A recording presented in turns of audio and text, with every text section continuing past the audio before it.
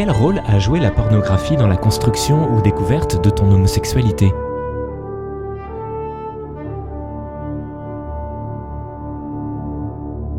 Yo creería que todo. Yo creo que ha construido desde mis gustos, el hombre que me gusta, el prototipo de hombre que me gusta, la relación sexual como me gusta, los sitios donde me gustan, y las expresiones, gestos, fantasías. Me ha construido todo un universo y ha aportado mucho a mi construcción de homosexualidad.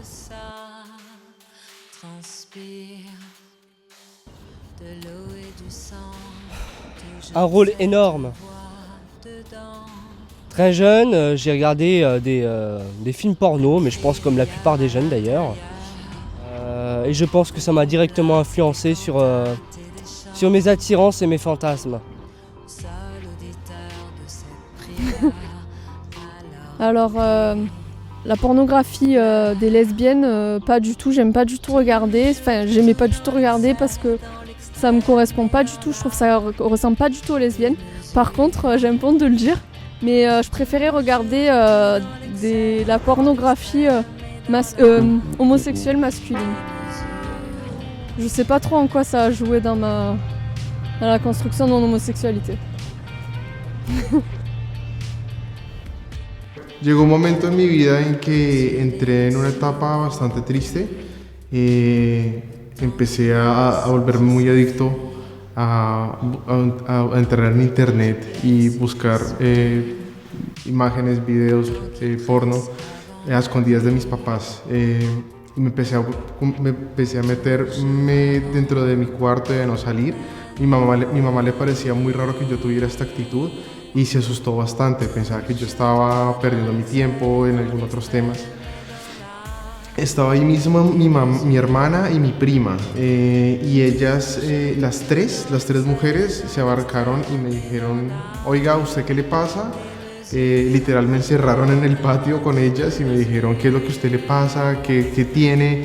Yo en estos momentos estaba muy triste, bastante triste, tenía bastantes dolores de cabeza, me estaba enfermando yo mismo, es decir, se me bajaron mucho las defensas, me daba gripa constante, solo dormía, solo lloraba, no sabía qué es lo que me estaba pasando.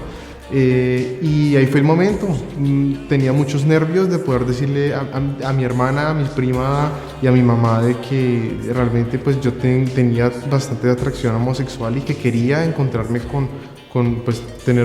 pues estar con un hombre. Y ahí fue ese momento en el que le comenté a mi mamá al frente de mi hermana y al frente de mi prima. Y les dije que sí, que pues soy homosexual y que me gustan los hombres. Más o menos como en séptimo grado, mis papás me descubrieron que estaba empezando a ver porno en internet y en el colegio se enteraron. Querían buscar ayuda, querían que yo encontrara ayuda y la primera persona con la que hablé fue un seminarista. Fue muy difícil porque el seminarista me gustaba y él era una persona pues muy correcta, fue interesante hablar con él, pero por ejemplo me propuso que colocara pósters de niñas en el cuarto y todo. Yo lo escuchaba, pero era muy complicado porque me gustaba. Entonces, cada vez creo que me llamaba, pero, o sea, con todas las buenas intenciones. O sea, yo en ningún momento sentí que él me estaba coqueteando, sino que yo me empecé a enamorar. Entonces, le ponía mucha atención a lo que me decía, le preguntaba cosas, pero yo no entendía qué era lo que estaba pasando. Entonces sí fue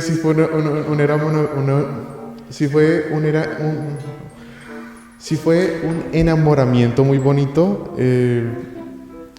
un amor no correspondido y una persona que quería ayudarme a que me gustaran más las niñas con todo el amor del mundo y con el amor de Dios, pero pues a mí él me gustaba.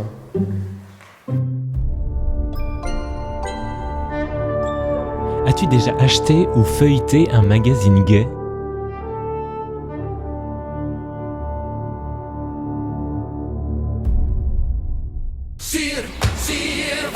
Oui, bien sûr.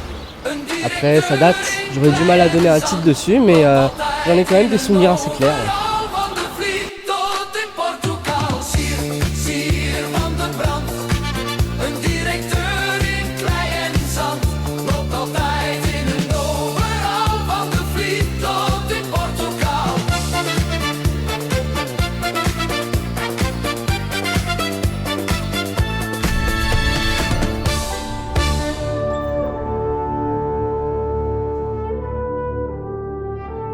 Le porno gay est-il une culture artistique ?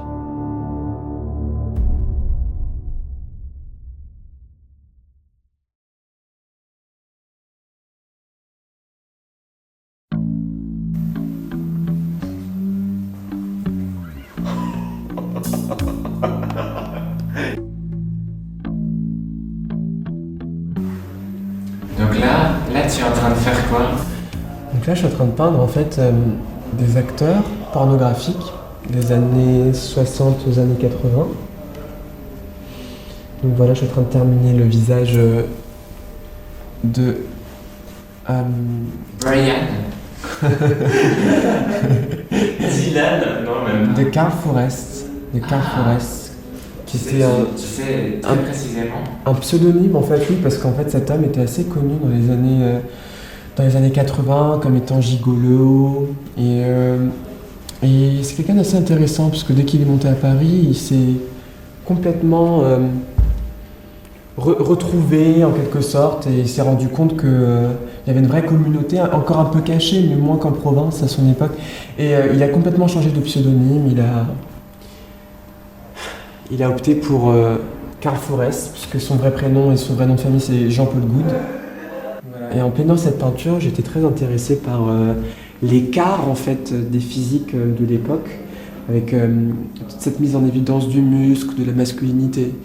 Et dans les années 80, avec tous ces visages barbus, et quand bien même on avait un acteur qui était passif, il fallait quand même qu'il garde sa virilité et vraiment un rejet total de la féminité. Alors que moi, étant pornovore, je regarde du coup du porno gay et je me dis mais c'est pas la même chose quoi. On n'est pas du tout dans les mêmes rapports, dans le sens où on laisse un peu plus place au twink et il y a beaucoup plus d'ouverture sur d'autres physiques qui ne sont pas forcément ceux-là. Ah oui, c'est-à-dire que pour toi, il y a une différence entre le porno classique et puis le porno gay qui est peut-être un petit peu plus ouvert au physique. Alors non, pour moi, il y a une différence entre le porno gay des années 80, des années 60 et notre porno gay de nos jours, de notre temps. C'est-à-dire que celui de l'époque était beaucoup plus inclusif qu'il ne l'est aujourd'hui. Et voilà, et qui était vraiment...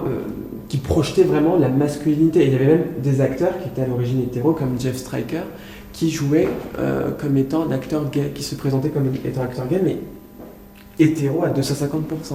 Et c'est ça aussi qui faisait partie du fantasme collectif des années 80 dans la communauté gay américaine. Après, je sais pas celle d'Europe, mais de la communauté gay américaine, j'ai l'impression que c'était vraiment projection du muscle, projection de la masculinité, le côté vraiment macho, la virilité dans toute sa splendeur, si je puis dire. Et alors que nous, notre époque, en fait, on a vraiment beaucoup plus d'ouverture sur quelque chose de contraire à cela. Donc, on va savoir des jeunes hommes beaucoup plus fins, beaucoup plus imberbes, avec pas du tout de poils, des effets, quoi. Et j'ai l'impression qu'on a beaucoup plus de considération pour l'autre de notre époque, dans le porno gay, qu'à l'époque. Voilà. Donc, et j'ai l'impression aussi que dans l'époque, dans les années 80, le porno avait vraiment beaucoup plus d'esthétique, dans le sens où il y avait des couleurs, des filtres un peu sépia, avec je sais pas, des effets d'image, des mises en scène, avec parfois des acteurs porno qui pouvaient être aussi des joueurs de groupe, de musique, de rock. Donc il y avait une vraie mise en scène, en fait, à l'époque. Alors que de nos jours, voilà, on commence un porno, on reste au porno, au sexuel, au voyeurisme, et il n'y a pas forcément toutes ces mises en... Il y a quelques mises en scène, mais elles ne sont pas extérieures au cadre dans lequel le porno se passe, le film. Donc voilà. Et tu disais qu'il y a du poil, mais parce que moi j'aime bien les mecs poilus. Et là, on n'en voit pas beaucoup, à part les mecs barbus. Effectivement. Alors en fait. Ça va venir ou pas? Je sais pas si je reste sur ma faim, moi. Moi, en fait, dans cette peinture, c'était pas la projection de mon idéal physique masculin. Déjà, j'ai pas vraiment d'idéal masculin, déjà, dans un premier temps. Et pour moi, c'était vraiment une peinture qui travaille le symbole. Pour moi, vraiment, je voulais absolument être dans l'iconographie, qu'on reconnaisse les visages, ou du moins qu'on ait une idée d'une époque, on se dise « Ah, je connais pas le nom, mais ça m'est familier ». C'est ça qui, moi, comptait dans cette peinture, c'était vraiment le côté iconographique, les icônes de mode. D'ailleurs, c'est pour ça qu'on est venu te voir, c'est qu'on s'est dit, cette toile-là, c'est tout de suite 70s, quoi. Ah, bah ça me fait plaisir, parce que c'est peut-être ça ce que je veux. Ouais, on a compris que c'était une typologie ou des codes iconographiques. Et on voit aussi quelques couleurs aussi qui sont beaucoup plus foncées, avec vraiment un côté saturé, et je sais pas, une certaine forme de chaleur de corps, alors que dans notre époque, on n'a pas tant cette projection de l'esthétique de l'image. C'est vraiment si le mec il a un gros calibre ou quoi, ou pas, ou si je sais pas, un acteur a des fessiers beaucoup plus avantageux qu'un autre, donc on va mettre ça en évidence, on va pas travailler sur la couleur. Et aussi, un petit détail, il n'y a plus de bande dessinée de porno gay de notre époque, il n'y a plus d'illustrateurs, comme Tom Fenland ou d'autres, il y a plus d'illustration gay, il n'y a plus l'image, l'art, si tu veux, pornographique, imagé. Il n'y a que Nick. Exactement, et un autre peintre que j'ai oublié le nom, Dijonais, qui peignait beaucoup de corps de jeunes hommes. Et après, c'est vrai que quand je pense à Roger, par exemple. Oui. Roger, moi, il m'a énormément influencé parce que il aimait les hommes poilus. D'accord. Et je pense qu'il a construit toute la fantasmagorie qui après a fait que j'étais attiré par les hommes qu'il dessinait. D'accord. Donc il a beaucoup compté dans mes fantasmes, dans la construction de mes fantasmes. D'accord. Ouais. Roger, et ça, oui, ce que tu peins là, c'est du Roger, mais en imberbe. C'est peut-être parce que si j'ai peut-être un peu plus de préférence pour les hommes imberbes. Après, je pense que voilà, une peinture objective, ça n'existe pas pour moi. J'ai beaucoup de considération pour la peinture, et pour moi, toute peinture, ça doit être subjective. L'objectivité, de manière générale, pour moi, ça n'existe pas. C'est pas humain.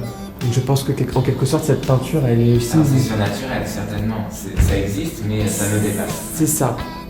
C'est pas dans le concret, on n'est pas... Et là, vraiment, je pense qu'en quelque sorte, j'ai projeté aussi une certaine forme de fantasme, mais avec beaucoup de recul, beaucoup de réflexion sur l'image. Qu'est-ce que c'est que l'image? Un peu d'humour aussi. Aussi, oui. Parce que ça fait rigoler quand même. Ça peut surprendre.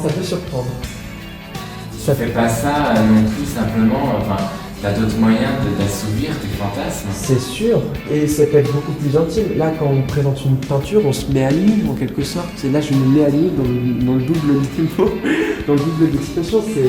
Je mets à nu mon fantasme, je me mets à nu moi, parce qu'il faut que je présente cette peinture. Et je me rappelle vraiment quand j'ai présenté cette peinture, il y avait beaucoup d'hétéros de ma classe qui étaient très mal à l'aise. Ouais, il y avait vraiment des jeunes hommes qui se sont mis à rougir d'un coup quand j'ai... Et ce qui était drôle, c'est que quand j'ai présenté cette toile, en fait, juste derrière, il y avait une espèce de grosse toile pour des projections de films. Je sais pas si tu vois, des grosses toiles en fait qu'on utilise pour projeter. Oui. Et en fait, elles sont souvent rabattables à travers une télécommande. Et du coup, j'ai appuyé sur la télécommande après avoir présenté le documentaire. Et du coup, on voyait vraiment... C'était très burlesque en fait, la manière par laquelle le rideau s'est soulevé. On voyait du coup ces personnages, notamment lui, qui a beaucoup choqué. Et non, je trouvais ça assez drôle, cette espèce de mise en scène dans la présentation. Donc, j'ai beaucoup de considération pour les gens qui ont une certaine forme de sincérité quand ils parlent de leur travail. Et c'est très compliqué. C'est très compliqué parce qu'on n'a pas envie d'ouvrir notre intimité aux autres. C'est quelque chose qui nous est propre, c'est quelque chose qui est enfoui en nous et on a vraiment du mal. Et j'ai vraiment beaucoup de considération pour ces gens qui ont l'aptitude à parler d'eux à travers leur travail.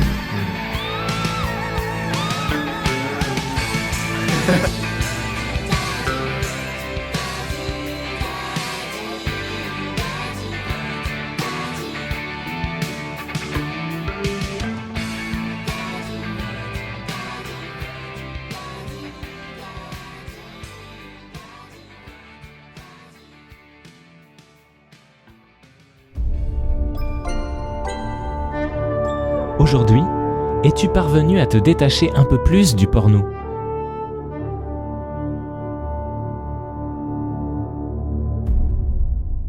El tema era mi voluntad, que no podía, yo quería salir de eso y no podía, es como que la voluntad estuviera bloqueada.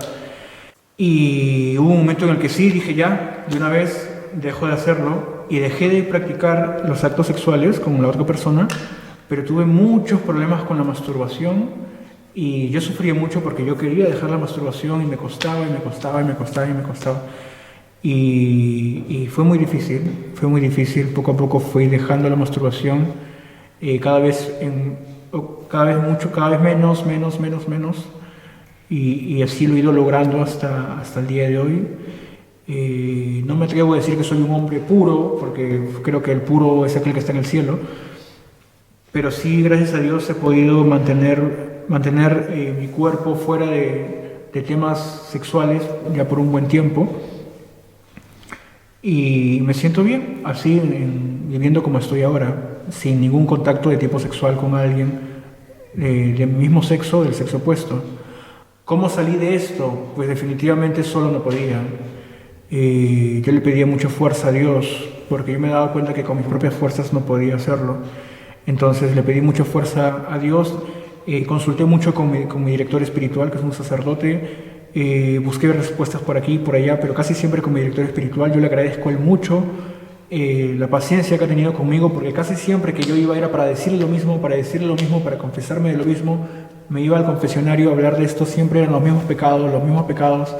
Y claro, yo estaba deprimido porque casi siempre decía lo mismo. ¿Sabes qué? He caído en un acto sexual, he caído en pornografía, he caído en masturbación. Y claro, yo no jugaba con Dios. Yo le decía a Dios, de verdad le decía que me perdone, yo no quería hacer esto. Pero es que no podía controlarlo. Pero me caía y me levantaba, me caía y me levantaba, me caía y me levantaba.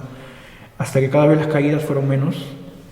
Y de pronto ya, sin que me dé cuenta, ya pasó un muy buen tiempo sin que esto ocurra. Entonces, definitivamente Dios me ha dado poco a poco la gracia de poder ir caminando bien. Y él ha sido realmente mi ayuda. ¿Cómo me gustaría que eso pasara? Me encantaría que eso pasara. Me encantaría que eso pasara, pero pues no, en estos momentos no ha pasado y Dios me sigue enfocando a la continencia. Es decir, se puede decir que sigo sintiendo deseos, he caído pues no sé, en deseos, en temas de masturbación, en temas, por ejemplo, de imágenes, pero el tema ya de la sexualidad, del encuentro sexual, lo he empezado a controlar mucho más. Eso me pesaba terriblemente.